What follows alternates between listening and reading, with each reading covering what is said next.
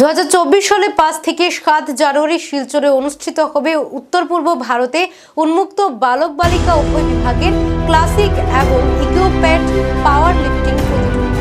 সেখানে অংশগ্রহণের জন্য মঙ্গলবার এনএসআরসিসি পাওয়ার লিফটিং হলে রাজ্য দলের নির্বাচনী শিবির অনুষ্ঠিত হয়েছে। এদিনের এই নির্বাচনী শিবিরে প্রতিযোগীরা নিজের দক্ষতা দেখান।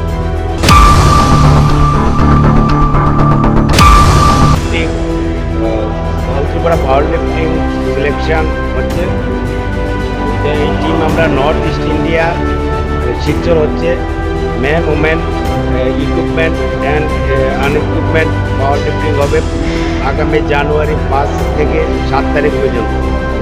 আমাদের বেস্ট টিম আমরা এখান থেকে সিলেকশন করবো। আজকে ছেলেদের প্রায় 20 জন, ফার্স্ট সেকেন্ড যারা হবে তারা, মেয়েদের 12 জন যারা ফার্স্ট সেকেন্ড হবে তারা সিলেকশন হবে।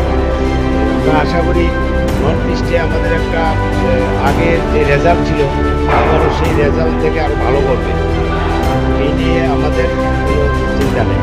যে আমরা দেখবো আজকে সিলেকশনে যে কে কে ভালো পারফরমেন্স দেখাতে পারে। হ্যাঁ, আমার নাম নারায়ণ চন্দ্র দেবনাথ, ত্রিপুরা পাওয়ার লিফটিং অ্যাসোসিয়েশনের সেক্রেটারি।